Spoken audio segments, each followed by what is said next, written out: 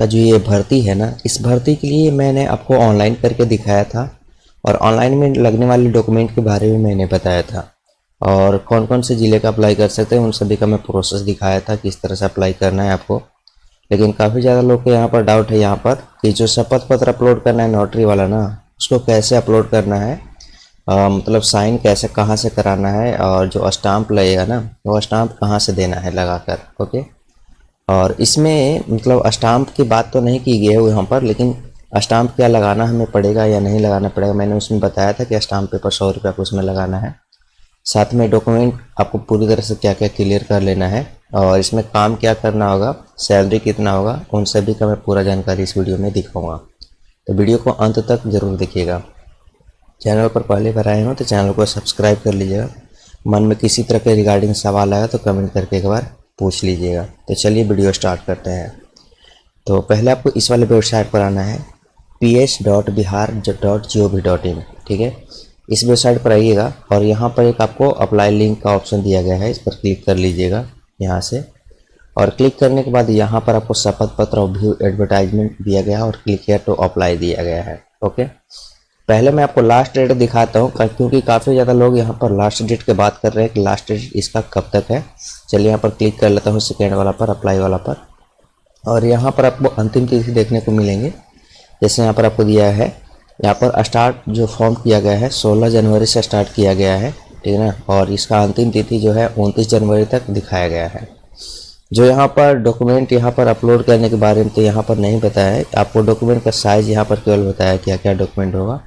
Document में मैं बता दूं कि डॉक्यूमेंट में यहाँ पर लगेगा मैट्रिक का सर्टिफिकेट, इंटर का सर्टिफिकेट और बीए बीएससी जो भी होगा उसका मार्कशीट या सर्टिफिकेट, और पीजी अगर किए होंगे तो उसका मार्कशीट या सर्टिफिकेट, जाति प्रमाण पत्र जो जाति के अंतर्गत आते होंगे अपनी जाति प्रमाण पत्र लगाएंगे, आधार कार्ड, पैन कार्ड, ठीक है ना, फोटो, सिग्नेचर, ये सब लगा लीजिएगा। एक आती है शपथ पत्र अब के बारे में। तो चलिए शपथ पत्र के बारे में मैं बताता हूँ शपथ पत्र कहाँ से मिलेगा आपको। यहाँ से बैक कर लीजिएगा, यहाँ पर लिखा है शपथ पत्र डाउनलोड करें, यहाँ पर क्लिक कर लीजिएगा। यहाँ पर आपको ये शपथ पत्र मिल जाएगा जो आपको यहाँ पर देखने को मिल रहा है। यहाँ लिखा है नोटरी द्वारा निर्गत शपथ पत्र, ठीक है ना। तो यहाँ पर आपको लिखा गया है मैं, यानी कि अपना नाम भरिएगा जिनका आप अप्लाई कर रहे हैं। जैसे मैं अपना भरूँगा तो मैं अपना नाम यहाँ पर लिखूँगा, इसके बाद यहाँ पर पिताजी का नाम, उम्र लिखिएगा यहाँ पर, इसके बाद यहाँ पर ग्राम या मोहल्ला लिख लीजिएगा, पोस्ट ऑफिस, थाना, और यहाँ पर प्रखंड, यहाँ पर जिला। देखिए कई लोग का यहाँ पर अप्लाई जो करने में है ना इशू, आप अप्लाई करने के लिए यहाँ पर कई लोग बता रहे हैं कि जैसे मान लीजिए अदर जिला के लिए अप्लाई कर सकते हैं या नहीं कर सकते हैं, अदर ब्लॉक जिला के लिए। तो जी हाँ, बिल्कुल आप अदर जिला और अदर ब्लॉक के लिए अप्लाई कर सकते हैं। आप अगर मान लीजिए औरंगाबाद ज़िला से है ना, तो आप गया ज़िला से अप्लाई करना चाहते हैं या अरवल ज़िला से अप्लाई करना चाहते हैं या पटना से अप्लाई करना चाहते हैं तो आप बिल्कुल अप्लाई कर सकते हैं, ठीक है, उसमें कोई इशू नहीं है आपको। लेकिन मैं बता दूं कि यहाँ पर अगर मान लीजिए अलग ज़िला से अप्लाई करेंगे ना तो आपको उतना वैल्यू नहीं दिया जाएगा। कहने का मतलब अगर मान लीजिए मेरे घर का कोई पर्सन है और मान लीजिए किसी अदर घर में जाता है तो उसको उतना वैल्यू नहीं मिलेगा जितना अपने घर में उसको वैल्यू मिलेगा, ठीक है। तो उसी के अनुसार से यहाँ भी होता है इसमें भी कि आपको अगर मान लीजिए अप्लाई करना है ना तो आप अपने ज़िला के लिए ही अप्लाई करें, ज़्यादा सही होगा। ऐसे आप अदर ज़िला के लिए अप्लाई कर सकते हैं। अगर मान लीजिए कई होता है कि आपके ज़िला में अगर पोस्ट खाली नहीं है, ठीक है ना, तो आप दूसरे ज़िला के लिए आवेदन करना है तो आप आवेदन दे सकते हैं, कोई दिक्कत नहीं है यहाँ पर, ठीक है। तो अगर दूसरे ज़िला के लिए आवेदन देना तो दीजिए, लेकिन अगर ज़्यादा होगा मेरे अनुसार अगर सही रहेगा तो आप अपने ज़िला के लिए ही आवेदन दीजिए तो वो सही रहेगा आपको, ठीक है। यहाँ पर आप रीड कर लीजिएगा पूरा, यहाँ पर दिया गया है। देखिए आपको नोटरी वाला जो सिग्नेचर कराना है ना, आप नोटरी वाला सिविल कोर्ट में जाकर वहाँ से जो नोटरी बैठते हैं उनसे डायरेक्ट सिग्नेचर करा सकते हैं। यहाँ पर अपना साइन कर लीजिएगा और साइन करने के बाद यहाँ पर नोटरी अपना सिग्नेचर इधर कर देंगे, ठीक है। या तो एक होता है इसमें आप लगाना है स्टाम्प पेपर। स्टाम्प पेपर के बारे में कई लोग यहाँ पर बोल रहे थे कि स्टाम्प पेपर कैसा होता है।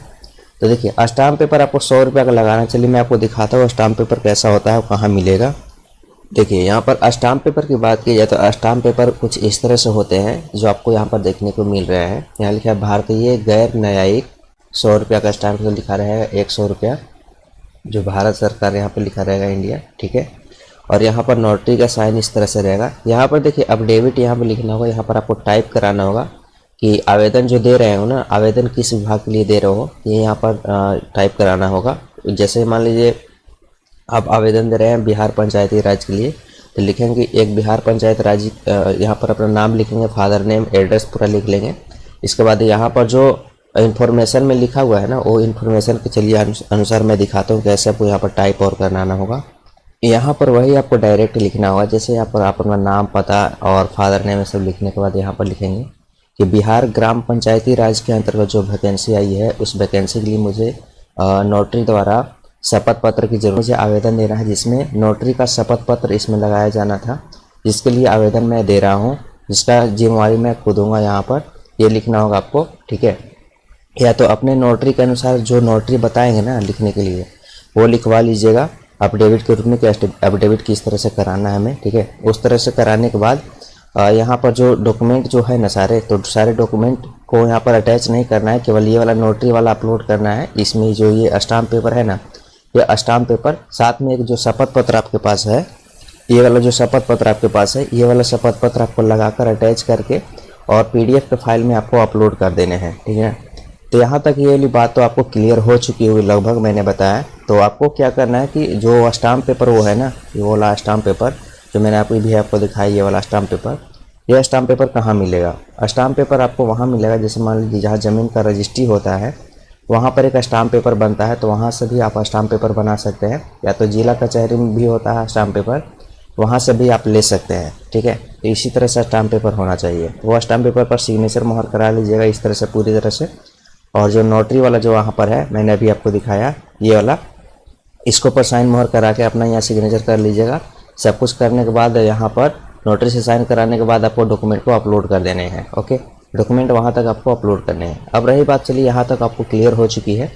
अब रही बात यहाँ पर पेमेंट की, आपको सैलरी कितना मिलेगा, काम कहाँ करना होगा, और इसका जो वैकेंसी है इसका नंबर बेसिस पर है। तो आपको नंबर बेसिस पर कितना मतलब क्वालिफिकेशन रहेगा आपको, तो उस क्वालिफिकेशन के अनुसार अपना आपको प्रेफरेंस मिलेगा, ओके। साथ में आपको इसका जो चुनाव करेंगे, यानी कि जो सिलेक्ट करेंगे, वो सिलेक्ट किनके माध्यम से किया जाएगा। तो चलिए आपको दिखाता हूँ सारा डिटेल। तो यहाँ पर एडवर्टाइजमेंट वाला ये डाउनलोड कर लीजिएगा, यहीं से ही बैक कीजिएगा यहाँ से ना। तो बैक करने के बाद आपको यहाँ पर देखने को मिलेगा, यहाँ पर व्यू एडवर्टाइजमेंट, इस पर क्लिक कीजिए तो ये वाला पत्र आपको डाउनलोड होगा। तो यहाँ पर आपको सारा डिटेल देखने को मिलेगा जो यहाँ पर आपको लिखा हुआ है, ठीक है। और यहाँ पर जब स्टाम्प पेपर करवाइएगा ना, तो उसमें नियोजित नोटिस संख्या जरूर लिखवा लीजिएगा। ये वाला यहाँ पर जो लिखा है 826, ये जरूर लिखवाइएगा, ठीक है। ये लिखवाने के बाद ही आप आगे प्रोसेस करवाइएगा। यहाँ पर देखिए, यहाँ पर सारा डिटेल दिया गया है जो डॉक्यूमेंट के बारे में, एज के बारे में। एज कम से कम 18 साल होना चाहिए और मैक्सिमम एज इतना होना चाहिए, ओके। अब नीचे स्क्रॉल डाउन करेंगे आप, तो स्क्रॉल डाउन करने के बाद यहाँ पर लिखा है आरक्षण जो दिया गया है सामान्य प्रशासन विभाग बिहार सरकार द्वारा समय समय पर जिला आरक्षण के लिए लागू नियम कचहरी सचिव और नियोजन के लिए प्रभावी होंगे जो आरक्षण जो होंगे, ठीक है। और नीचे स्क्रॉल डाउन करेंगे, यहाँ पर नियुक्ति की प्रक्रिया जो होने वाले हैं, यहाँ पर लिखा आवेदक के द्वारा किसी भी एक प्रखंड के लिए एक पंचायत ऑनलाइन आवेदन किया जा सकता है। यानी केवल एक ही पंचायत के लिए आवेदन दे सकते हैं, एक ही जिला के लिए दे सकते हैं। ऑनलाइन आवेदन की पंचायती राज विभाग के विभागीय वेबसाइट पर उपलब्ध है, जो ये विभागीय वेबसाइट है, यहाँ पर आपको करना है, ठीक है। यह लिखा है आवेदकों के द्वारा भरी गई सूचना की अंतिम रूप से मान्य होगा तथा उसी के आधार पर काउंसलिंग मूल प्रमाण पत्र प्रस्तुत किया जाना अनिवार्य होगा, ठीक है ना। नीचे स्क्रॉल डाउन कीजिएगा, यहाँ पर सारा रीड कर लीजिएगा, ओके। मेगा सूची जो तैयार किया जाएगा ना, यहाँ पर इनके आधार पर किया जाएगा। जैसे यहाँ पर लिखा गया ग्राम कचहरी सचिव के पद पर चयन हेतु तो न्यूनतम शैक्षिक योग्यता इंटरमीडिएट, यानी कम से कम इंटरमीडिएट होना चाहिए, 10+2 उत्तीर्ण या राज्य सरकार द्वारा घोषित समकक्ष अर्हता मेगा अंकों के आधार पर एक पैनल तैयार किया जाएगा, यानी कि 10+2 के आधार पर। साथ में यहाँ पर लिखा है स्नातक डिग्री धारक को 10% अंक की तथा स्नातकोत्तर यानी डिग्री धारक के लिए 20% अंकों की अधिक मान्यता दे होगी। कहने का मतलब अगर मान लीजिए इंटरमीडिएट कीजिएगा तो इंटरमीडिएट तक ही आपको वैल्यू दिया जाएगा। अगर मान लीजिए आपके पास स्नातक है तो 10% एक्स्ट्रा मिलेगा। स्नातक डिग्री धारक होंगे तो उनको 10% एक्स्ट्रा पॉइंट मिलेगा, यानी अंक 10% अधिक मिलेगा। अगर पीजी किए होंगे तो 20% आपको मिलेगा, यानी कि इंटर वालों को कोई वैल्यू यहाँ पर फिर नहीं रहेगा। जो अधिकतम यहाँ पर डिग्री किए होंगे उनको ज़्यादा वैल्यू दिया जाएगा, क्योंकि यहाँ पर साफ साफ लिखा गया कि जिनको नंबर बेसिस होगा, नंबर बेसिस पर ही यहाँ पर वैकेंसी निकाली गई है यहाँ पर, ठीक है। तो जो जैसे मान लीजिए स्नातक किए तो उनके लिए ज़्यादा मौका अच्छा है, और जो पीजी किए हैं तो स्नातक वाला से भी अच्छा मौका है यहाँ पर पीजी वालों के लिए। तो आवेदन सबको ही दे सकते हैं यहाँ पर, 10+2 से लेकर स्नातक पीजी जो भी किए हों वहाँ तक दे सकते हैं, लेकिन आपको वैल्यू उसकी क्वालिफिकेशन के अनुसार मिलेगा। लिखा है ग्राम कचहरी सचिव के पद पर बिताई हुई प्रति पूर्ण वर्ष की सेवा के लिए 2.5% अंक दिया होगा। अगर मान लीजिए ग्राम कचहरी में अगर काम किए होंगे तो 2.5% 1 साल के लिए दिया जाएगा। तो अगर मान लीजिए अगर 5 साल काम किए होंगे तो 12.5% आपको एक्स्ट्रा अंक मिलेगा। यहाँ लिखा है कि मेगा सूची में सामान्य अंक रहने पर अधिक उम्र वाले उम्मीदवार को वरीयता दी जाएगी। यानी कहने का मतलब अगर मान लीजिए मेरिट लिस्ट में नाम अगर दोनों का अगर परसेंटेज अगर सेम रहता है तो उसका एज फिर देखा जाएगा कि कितना एज हो रहा है। जिसका ज़्यादा एज हो रहा होगा उनको पहले वैकेंसी आपको मिलेगा, यानी उनको पहले सिलेक्ट किया जाएगा। कम एज वालों को उनको बाद में सिलेक्ट किया जाएगा, उनको वेटिंग में रखा जाएगा। लिखा है रिक्तियाँ घट सकती है और जिसकी सूचना समय समय पर विभागीय वेबसाइट पर उपलब्ध कराई जाएगी। यानी घट सकती है, बढ़ भी सकती है, इसका कोई गारंटी नहीं है। ओके, यहाँ लिखा है कि ग्राम कचहरी स्तर पर निम्न रूप से गठित ग्राम कचहरी नियोजित समिति द्वारा ग्राम कचहरी सचिव का नियोजन किया जाएगा। देखिए किनके आधार पर नियोजन किया जाएगा, यहाँ पर आप देख लीजिएगा। ग्राम कचहरी के जो सरपंच होंगे उनका अध्यक्ष जो होते हैं उनके द्वारा, ग्राम कचहरी के उप सरपंच जो होते हैं, सदस्य जो होते हैं उनके द्वारा, साथ में प्रखंड विभागीय पदाधिकारी उनके द्वारा, नामित पदाधिकारी सदस्य सचिव जो होंगे उनके द्वारा यहाँ पर किया जाएगा। यहाँ पर इनका वैकेंसी का जो मेरिट लिस्ट है उनके द्वारा निकाला जाएगा लगभग, मतलब मेरे अनुसार यहाँ पर मैं बता रहा हूँ। तो इस तरह से यहाँ पर रखा गया है। अब रही बात यहाँ पर सैलरी की, तो सैलरी कितना रखा गया है देखिए यहाँ पर सभी जिला के लिए अलग अलग दिया गया है। सब जिला के यहाँ पर चेक कर सकते हैं लिस्ट, कौन कौन से जिला में कितना सीट अवेलेबल है।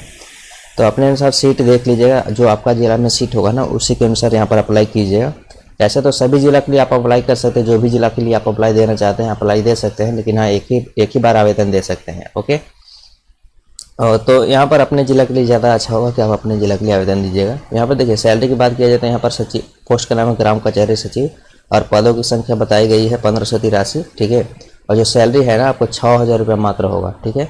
और जो यहाँ पर आपको क्वालिफिकेशन दिया गया, मैंने आपको क्वालिफिकेशन के बारे में बताया है। तो मैं आशा करता हूँ कि आप सभी को वीडियो ये पसंद आया होगा, और जो आपको जो डाउट था वो डाउट क्लियर हो गया होगा। तो इसी तरह से यहाँ पर आवेदन करना है, ठीक है। और जो काम करना होगा ना, काम केवल आपको ग्राम पंचायत में ही करना होगा। जैसे मान लीजिए आपका जो जिला है उस जिला के अंतर्गत जो ब्लॉक है, उस ब्लॉक के अंतर्गत जो पंचायत है आपका ना, उस पंचायत में आपको काम करना होगा। काम होगा कि आपको जो भी पंचायत में जो उलझन होगा, जो भी दिक्कतें होंगी, तो उन सभी का समस्या का सोल्यूशन देना होगा आपको। तो यही आपका काम है उसमें, ठीक है। और कुछ अधिकतर कोई काम नहीं है आपको। तो इसी तरह से आपको अपडेट है। वीडियो अच्छा लगा तो लाइक कर दीजिएगा, चैनल पर पहली बार आए तो चैनल को सब्सक्राइब कर लीजिएगा, और इससे रिगार्डिंग कोई अगर सवाल होगा आपको तो कमेंट करके एक बार पूछ लीजिएगा। तो चलिए फिलहाल मिलते हैं एक नए वीडियो में।